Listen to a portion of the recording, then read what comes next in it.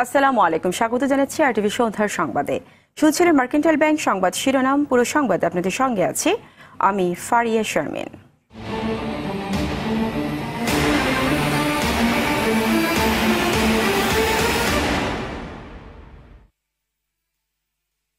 Corona virus প্রসঙ্গ।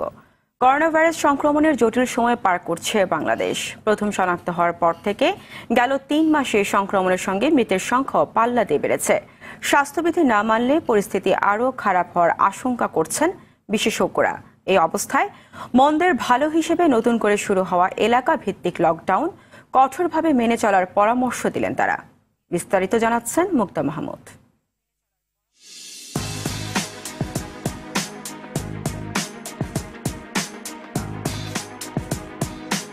ইতিহাসের এক অজানা অদেখা অধ্যায়। স্বাভাবিক জীবনাচরণের অভ্যাস ভেঙে নতুন এক আচারে অভ্যস্ত হয়ে চলতে হচ্ছে মানুষকে। নভেল করোনা ভাইরাস প্যান্ডামিক বদলে দিয়েছে মানুষের প্রতিদিনের জীবনকে। চীনে ভাইরাসটি হানা দেওয়ার 3 মাস পর এদেশে 8 মার্চ প্রথম কোভিড-19 আক্রান্ত 3 জনকে শনাক্ত করা হয়। পরের মাসেই সংখ্যাটি দাঁড়ায় 218 জনে, প্রাণ হারান 20 জন। 8 মে শনাক্ত হওয়া রোগীর সংখ্যা দাঁড়ায় 13,134 জনে, আর তৃতীয় মাসে এসে দাঁড়িয়েছে 65,769 জনে। 7 জুন রেকর্ড 42 জন সহ 3 মাসে মোট মৃত্যু 888। ভাইরাসের সংক্রমণ ঠেকাতে শুরু থেকেই সরকারের নেওয়া পদক্ষেপগুলো কঠোরভাবে বাস্তবায়ন করা হলে পরিস্থিতির এতটা অবনতি হতো না বলে মনে করেন এই স্বাস্থ্য বিশেষজ্ঞ। সব চলে গেল, আবার আসলো। এটার একটা প্রতিফলন হলো 9-10 তারিখের দিকে, 10 মের দিকে, তখন ওই 11% থেকে 15% উঠে গেল। 20-21 তারিখে এটা 20-র ঘরে চলে আসলো। আমাদের সরকার একটা সিদ্ধান্ত যেটা দেখলাম, ওই যে জোন ভাগ করে এখন একটা ইন্টারভেনশনের ব্যবস্থা করছে। এটাতে আমাদের কৃতকার্য হতেই হবে, না হলে আমরা খুব বিপদে পড়বো আর কি। স্বাস্থ্যবিধি না মানলে করোনার কারণে সৃষ্টি হওয়া অচেনার ঘেরাটোপ থেকে সহজে যে মুক্তি মিলবে না, সে ইঙ্গিত দিলেন স্বাস্থ্য অধিদপ্তরের এই কর্মকর্তা। স্বাস্থ্যবিধি মেনে মাস্কটা পরে এবং গ্লাভসটা পরে যদি দূরত্ব রেখে মেনটেন করে চলে, তাহলে কিন্তু আস্তে আস্তে অবশ্যই সংখ্যাটা কমে আসবে। সেটা নির্ভর করে এখন জনগণ কতটুকু অ্যাওয়ার হচ্ছে, তারা কতটুকু মেনে চলছে, সেটার উপর কিন্তু এই যে গতিপথটা এটা বাড়বে নাকি কমের দিকে থাকবে, সেটা নির্ভর করে জনগণ যদি অবশ্যই স্বাস্থ্যবিধি মেনে চলে। তাই অযথা দুশ্চিন্তা ও ভয় না পেয়ে করোনা থেকে বাঁচতে সচেতন হয়ে সতর্কভাবে চলার পরামর্শ দিলেন তিনি। কারণ হাঁচি কাশির মাধ্যমে ছড়াচ্ছে। মুক্তা মাহমুদ, আরটিভি, ঢাকা। মঙ্গলবার রাত 12টা থেকে রাজধানীর পূর্ব রাজাবাজার রেড জোন হিসেবে লকডাউন বা অবরুদ্ধ করা হবে বলে জানালেন ঢাকা উত্তরের মেয়র আতিকুল ইসলাম। সংক্রমণের হার হিসেবে পর্যায়ক্রমে উত্তরের অন্যান্য এলাকা লকডাউন করা হবে বলে জানান তিনি। জনসংখ্যার ভিত্তিতে কোনো এলাকায় লাখে 30 জন কিংবা তার বেশি কেউ আক্রান্ত হলে সে জায়গা রেড জোন হিসেবে চিহ্নিত করা হবে।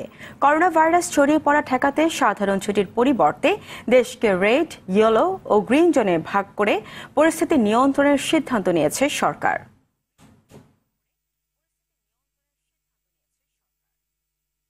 করোনা সংক্রমণের 3 মাসে দেশের মৃতের সংখ্যা 900 আর শনাক্ত 68,000 ছাড়ালো। টানা দ্বিতীয় দিন সর্বোচ্চ 42 জনের মৃত্যুর খবর শুনল দেশ। স্বাস্থ্য অধিদপ্তরের এর হিসেবে করোনায় এ পর্যন্ত 930 জনের প্রাণ গেছে। 24 ঘন্টায় নতুন শনাক্ত হয়েছে 2735 জন। তবে এই পরিস্থিতিতেও সবাইকে সচেতন করতে পারেনি। মাইদুর রহমান রুবেল জানাচ্ছেন বিস্তারিত। করোনায় উপসর্গ নিয়ে রাজধানীর ফিভার ক্লিনিকগুলোর সামনে দিনকে দিন বাড়ছে পরীক্ষা করতে আসা মানুষের সংখ্যা। স্বাস্থ্য অধিদপ্তরের কল সেন্টারে এ পর্যন্ত 1 কোটিরও বেশি ফোন কলের বিপরীতে পরীক্ষা করতে পেরেছেন 4 লাখের কিছু বেশি। সারা দেশে 24 ঘন্টায় নমুনা পরীক্ষা হয় প্রায় 13,000।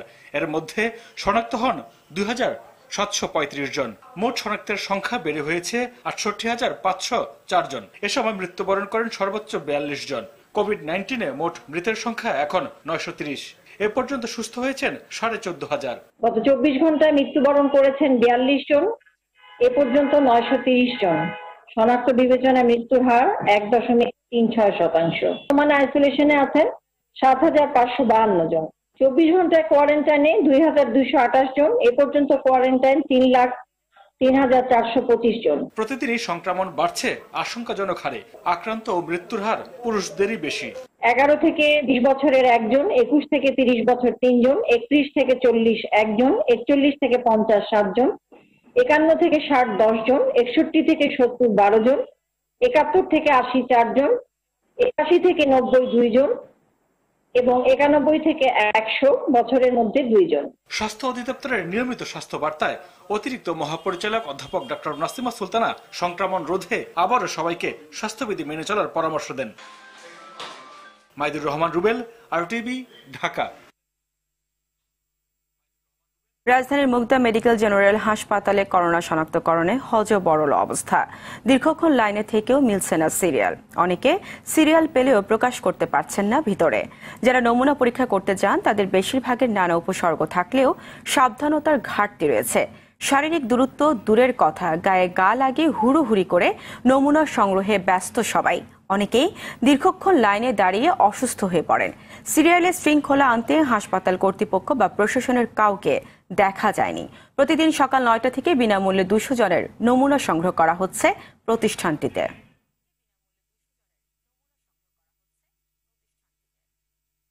এখানে দাঁড়িয়ে এই যে টিকিট দিছে, এখানে দাঁড়িয়ে রয়েছি। এখান থেকে 6 জন লোক ঢুকাইছে অলরেডি। ঢুকানোর পর এখন সিরিয়াল আমাদের আসছে, এখন আমাদেরকে যেতে দেয় না। যাদের সই আছে ওনারা এখন যাইতে পারবে, আমাদেরকে সই দেয় না, ওনাদেরকে কেন সই দিল? আমার ফ্যামিলির 3 জন পজিটিভ, 4 জন সদস্যের ভিতরে আমি পজিটিভ রিপোর্টটা নিয়ে আসছি। আমি এখানে একটা টিকিট কেটে ডাক্তার দেখাবো এখানে, কিন্তু আমাকে টিকিটও দিচ্ছে না ওরা। এখানে প্রশাসনকে দেখায় এবং দ্রুত এখানে 2 জনের টিকিট দিত, তাহলে দ্রুত হতো এবং দ্রুত টেস্টের ব্যবস্থা করতো। শহর থেকে গ্রাম সবখানে দাপিয়ে বেড়াচ্ছে মরণঘাতী ভাইরাস করোনা। রাজবাড়ীতে করোনা উপসর্গ নিয়ে মারা গেছেন 2 জন। সদর হাসপাতালে চিকিৎসাধীন অবস্থায় তাদের মৃত্যু হয়। নোয়াখালীর সেনবাগে 2 জনের মৃত্যু হয়েছে। ঝালকাঠি নলছিটিতে মারা গেছেন 2 জন। চট্টগ্রামে 4000 ছাড়িয়েছে করোনা আক্রান্তের সংখ্যা। এই জেলায় নতুন 106 জন সহ আক্রান্তের সংখ্যা 4064 জন। মারা গেছেন 98 জন। সিলেট বিভাগে 1500 ছাড়িয়েছে রোগীর সংখ্যা। আক্রান্তের সংখ্যা 1000 ছাড়িয়েছে মুন্সিগঞ্জে। গাজীপুরে নতুন 137 জন সহ আক্রান্তের সংখ্যা দাঁড়িয়েছে 1704 জনে।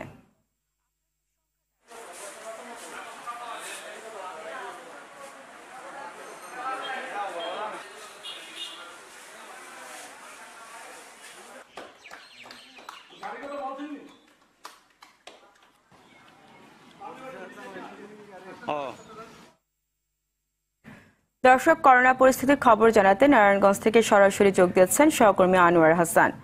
আনোয়ার, নারায়ণগঞ্জে নতুন করে কয়েকটি এলাকা লকডাউন করা হয়েছে। সার্বিক পরিস্থিতি প্রশাসন কিভাবে মোকাবেলা করছে জানাবেন।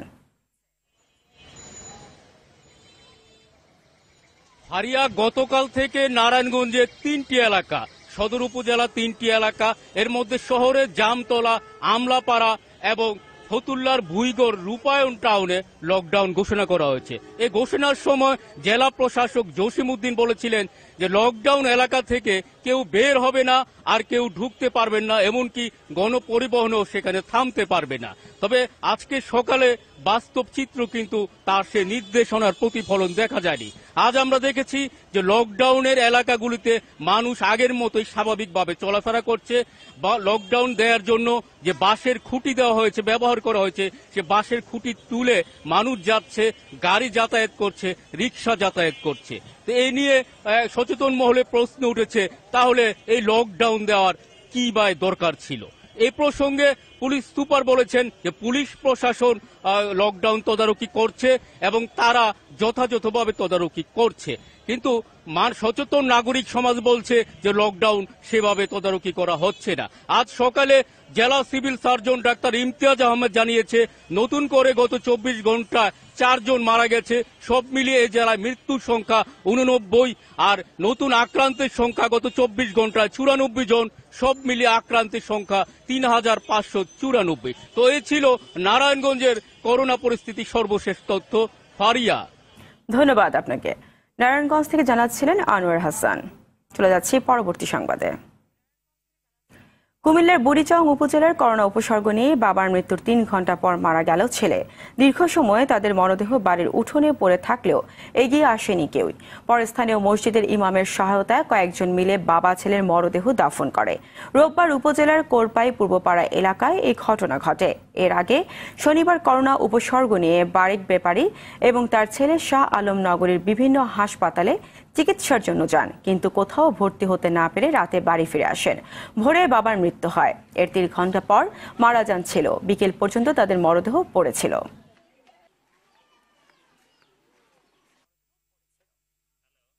এবার অন্যান্য প্রসঙ্গ। অর্থ ও মানব পাচারের অভিযোগে কুয়েতে গ্রেফতার লক্ষ্মীপুর 2 আসনের সংসদ সদস্য কাজী শহীদ ইসলাম বাবলুকে দেশটির আদালতে নেওয়া হয়েছে।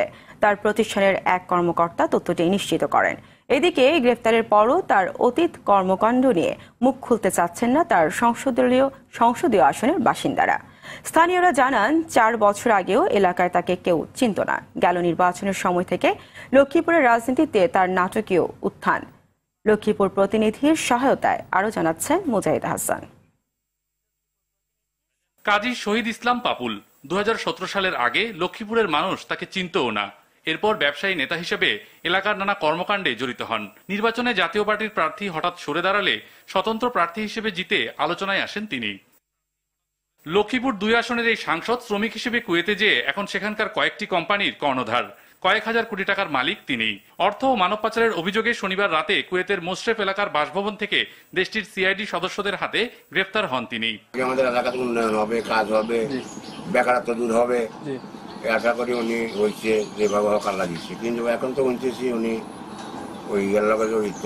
কি এলাকা জড়িত এখন মনে করেন কুয়েতের ব্যাপার, এটা কুয়েতের সরকার করতে পারবে, আমরা তো করতে পারতাম না। যে ওনার বাসা থেকে সিআইডি ওনাকে নিয়ে গেছে জিজ্ঞাসাবাদ করার জন্য।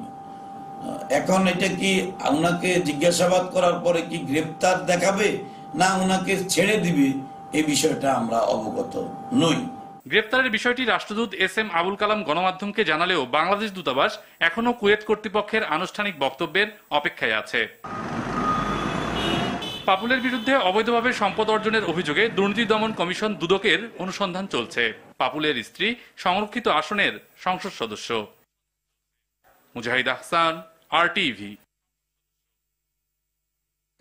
লিবিয়ায় 26 বাংলাদেশিকে গুলি করে হত্যার ঘটনায় গ্রেপ্তার 4 জনের মধ্যে একজন আদালতে স্বীকারোক্তিমূলক জবানবন্দি দিয়েছেন। বাকি 3 জনকে 5 দিনের রিমান্ড মঞ্জুর করেছেন আদালত। এর আগে রোববার রাতে রাজধানীর বিভিন্ন এলাকা থেকে ওই 4 ব্যক্তিকে আটক করা হয়। লিবিয়া ট্র্যাজেডিতে স্থানীয় দালাল, দেশীয় পাচারকারী ও লিবিয়া ক্যাম্পের মালিক সহ 4 জনকে আটক করা হয়েছে। দুপুরে ডিএমপির মিডিয়া সেন্টারে সংবাদ সম্মেলনে ঢাকা মহানগর গোয়েন্দা পুলিশের অতিরিক্ত কমিশনার আব্দুল বাতেন এসব কথা জানান। স্বাস্থ্য ও শিক্ষা খাতে গুরুত্ব দিয়ে 2020-2021 অর্থ বছরের জন্য প্রায় 14 লাখ কোটি টাকার বিকল্প বাজেট প্রস্তাব করেছে বাংলাদেশ অর্থনীতি সমিতি। করোনার কারণে বৈষম্য বাড়ার আশঙ্কা করে মধ্যবিত্তের কর হ্রাস ও ধনীদের আয়কর বাড়ানোর প্রস্তাব সমিতির। দুপুরে ভার্চুয়াল সংবাদ সম্মেলনে বাজেট প্রস্তাব উত্থাপন করেন সমিতির সভাপতি ডক্টর আবুল বারাকাত। সেলিম মালিকের রিপোর্ট। দেশের প্রকৃত অর্থনীতিকে আমলে নিয়ে ষষ্ঠবারের মতো বিকল্প বাজেট প্রস্তাব করল অর্থনীতিবিদদের সংগঠন বাংলাদেশ অর্থনীতি সমিতি।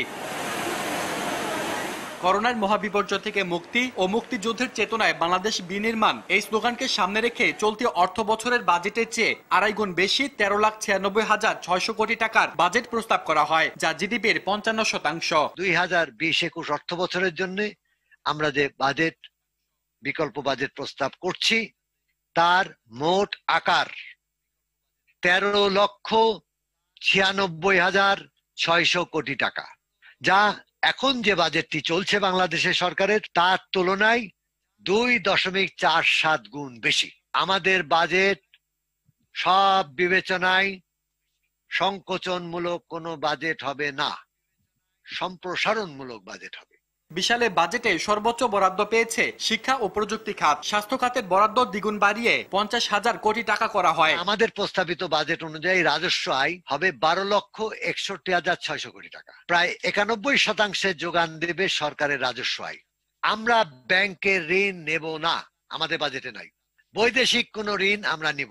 বন্ড মার্কেটে আমরা বলছি 70,000 কোটি টাকা আনা সম্ভব, যা ঘাটতি অর্থায়নের প্রায় 52% ঘাটতি পূরণ করতে পারে। বিকল্প বাজেটে অর্থায়নের 91% যোগান দেবে জাতীয় রাজস্ব বোর্ড। ঘাটতি মেটাতে ব্যাংক কিংবা বিদেশি উৎস থেকে ঋণ না নিয়ে বন্ড মার্কেটের উপর নির্ভর করতে চায় অর্থনীতি সমিতি। এখন যে বরাদ্দ আছে তার তুলনায় 2.48 গুণ বেশি করে 1,97,124 কোটি টাকা প্রস্তাব করেছি। প্রত্যেকটা শিক্ষা বিভাগ যতগুলো আছে সব জায়গায় অর্থ বরাদ্দ আমরা বাড়িয়েছি। করোনায় বৈষম্য বাড়ার আশঙ্কা করছে সংগঠনটি, তাই বাজেটে নিম্ন ও মধ্যবিত্তদের উপর কর হ্রাস করে ধনীদের আয়ের উপর অধিক কর আরোপের পক্ষে অর্থনীতি সমিতি। সেলিম মালিক, RTV, ঢাকা। 2020-2021 অর্থ বছরে বাংলাদেশ জাতীয় সংসদের জন্য উন্নয়ন ও অনুন্নয়ন খাতে মোট 335 কোটি 34 লাখ টাকার প্রাক্কলিত বাজেট অনুমোদন দেওয়া হয়েছে। গত বছরের তুলনায় এই বাজেট 3.88% বৃদ্ধি পেয়েছে। এছাড়া কমিশন 2019-2020 অর্থ বছরের সম্পূরক বাজেট অনুমোদন করে। স্পিকার ডক্টর শিরিন শারমিন চৌধুরীর সভাপতিত্বে সংসদ সচিবালয়ে কমিশনের 31তম সভায় আজ এ অনুমোদন দেওয়া হয়। কমিটির সদস্য প্রধানমন্ত্রী ও সংসদ নেতা শেখ হাসিনা, অর্থমন্ত্রী আহম মোস্তফা কামাল, আইনমন্ত্রী আনিসুল হক সভায় অংশ নেন। চিফ হুইপ নুরে আলম চৌধুরীর বিশেষ আমন্ত্রণে সভায় যোগ দেন।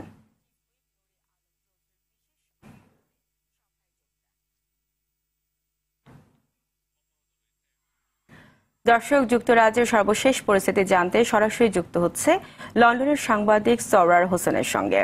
সরওয়ার, জর্জ ফ্লয়েড ইস্যুতে লন্ডনে বিক্ষোভের পর ইংল্যান্ডে অ্যালার্ট পদ্ধতি চালু হচ্ছে, এটি নিয়ে সেখানকার প্রশাসনের ভূমিকা কি?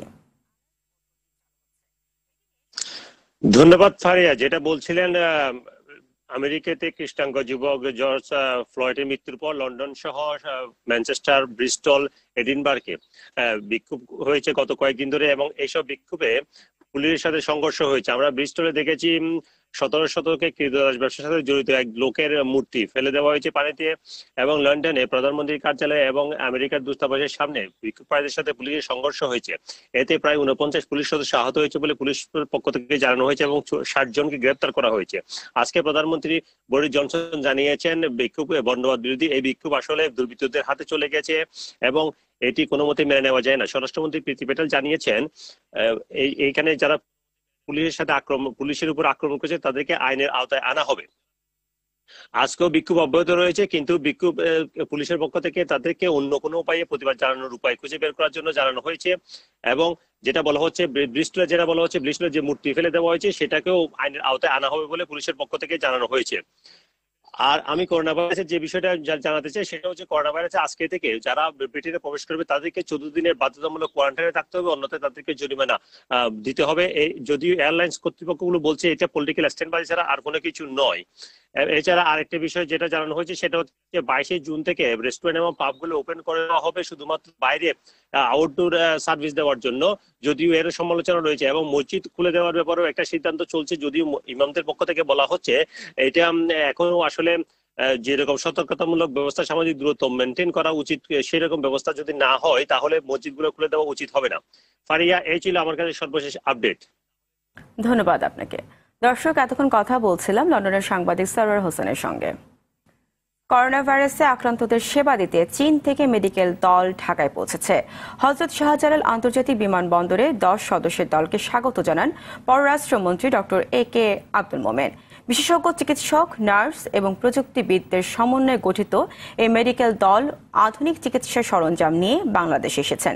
টিমটি এদেশে 2 সপ্তাহ করোনা আক্রান্ত রোগীদের সেবা দেবেন। এই সময় তারা কোভিড-19 চিকিৎসার জন্য মনোনীত হাসপাতাল, কোয়ারেন্টাইন সেন্টার ও পরীক্ষা কেন্দ্রগুলোতেও কাজ করবেন। 20 মে চীনের প্রেসিডেন্ট শি জিনপিং প্রধানমন্ত্রী শেখ হাসিনার সঙ্গে টেলিফোনে করোনা মোকাবেলায় বাংলাদেশের পাশে থাকার আশ্বাস দিয়েছিলেন। সিরাজগঞ্জে করোনার প্রভাবে ক্ষতিগ্রস্ত দুগ্ধ খামারিদের পাশে দাঁড়িয়েছে র্যাপিড অ্যাকশন ব্যাটালিয়ন র্যাব। উৎপাদিত তরল দুধ সঠিক মূল্যে খামারিদের কাছ থেকে সংগ্রহ করে উৎপাদন করা হচ্ছে ঘি, মাখন ও পনির। আর এই সকল উৎপাদিত পণ্য সামগ্রী বিক্রি করা হচ্ছে সারা দেশের র্যাব সদস্যদের মাঝে। সিরাজগঞ্জ থেকে সুকান্ত সেনের তথ্য ছবিতে জানাচ্ছেন অভি ইসলাম। দেশে দুধের চাহিদা সিংহভাগই পূরণ করে সিরাজগঞ্জ ও পাবনা অঞ্চলের গো খামারিরা। কিন্তু করোনার প্রভাবে মিল্কভিটা, প্রাণ, আড়ং সহ দুগ্ধ প্রক্রিয়াজাতকারী প্রতিষ্ঠানগুলো দুধ সংগ্রহ সীমিত করে দেওয়ায় উৎপাদিত তরল দুধ নিয়ে চরম বিপাকে পড়েছেন খামারিরা। খামারিদের লোকসানের হাত থেকে রক্ষায় ঘি, মাখন আর পনির উৎপাদনের কারখানা স্থাপন করেছে র্যাপিড অ্যাকশন ব্যাটালিয়ন র্যাব। প্রতিদিন প্রান্তিক খামারিদের কাছ থেকে তরল দুধ সংগ্রহ করে তৈরি করা হচ্ছে দুগ্ধজাত পণ্য। র্যাব সদস্য একটু সহযোগিতা করার কারণে আমরা দুধগুলো খামারে কারখানায় দিচ্ছি, নিত্যমূল্য পাচ্ছি। 20-25 টাকা লিটার দুধ তাও নেয় না, সব আমরা ফালা দিচ্ছি। ওনারা এরকমভাবে যদি ওনারা আমাদের সহযোগিতা করে তাহলে আমাদের খামারি লস যাবে না। খামারিদের পাশাপাশি কর্মসংস্থান হয়েছে কারখানা উৎপাদন কাজে জড়িত শ্রমিকদেরও। খুব ক্ষতিগ্রস্ত হয়েছে, কারখানা কাজ বন্ধ ছিল। এখন র্যাব সদস্যরা দিয়ে নেওয়ার কারণে আমরা অনেকটা লাভবান হচ্ছি। করোনার কারণে বন্ধ ছিল, এই র্যাব 12 দিন হওয়াতে আমাদের কারখানা পুনরায় সফল হয়েছে। র্যাব 12 অধিনায়ক জানান, দেশে চলমান করোনা পরিস্থিতিতে ক্ষতিগ্রস্ত গো খামারিদের লোকসানের হাত থেকে বাঁচাতে এই উদ্যোগ গ্রহণ করা হয়েছে। করোনার সময়ে গত 1 মাস ধরে তারা আমাদের কাজ করতে পারতেছে। ভবিষ্যতের জন্য আমাদের র্যাবের সদস্যদের জন্য আরো প্রয়োজন হবে এই দুধের। আমরা এই অব্যাহত রাখবো এই দুধ কেনাটা, যাতে এখানকার দুগ্ধ খামারিরা এর উপকৃত হয়। অভি ইসলাম, টিভি। দর্শক, করোনা ভাইরাস নিয়ে আতঙ্কিত হবেন না, সতর্ক হন। নিজে পরিচ্ছন্ন থাকুন, অন্যকে সচেতন করুন। এই সংকট মুহূর্তে প্রয়োজনীয় সব তথ্য নিয়ে আপনাদের পাশে আছে আরটিভি করোনা হেল্পলাইন সরাসরি সম্প্রচার হয় প্রতিদিন রাত 9টায়। করোনা নিয়ে আপনার জিজ্ঞাসা, প্রশ্ন, অভিযোগ, মতামত জানান অথবা আপনার সংক্ষিপ্ত প্রশ্ন অথবা বক্তব্য ভিডিও করে আপলোড করুন আরটিভি করোনা হেল্পলাইনের মেসেঞ্জারে। আর দেখুন লাইভ অনুষ্ঠানে। সন্ধ্যার সংবাদ এ পর্যন্তই। আরটিভি সবশেষ সংবাদ জানতে যে কোনো মোবাইল ফোন থেকে 24141 নম্বরে ডায়াল করুন। আর মোবাইল ফোনে সংবাদ দেখতে অ্যাপ স্টোর, গুগল প্লে বা উইন্ডোজ স্টোর থেকে ডাউনলোড করুন আরটিভি অ্যাপস। এছাড়াও তাৎক্ষণিক ও বিনোদন সংবাদ জানতে বিশ্বের যে কোনো প্রান্ত থেকে ভিজিট করুন rtvonline.com, facebook.com/rtvonline ও youtube.com/rtvdigitals। এখন থেকে আরটিভির সব বিনোদনমূলক অনুষ্ঠান দেখতে পারবেন আরটিভি প্লাসে। ধন্যবাদ সবাইকে।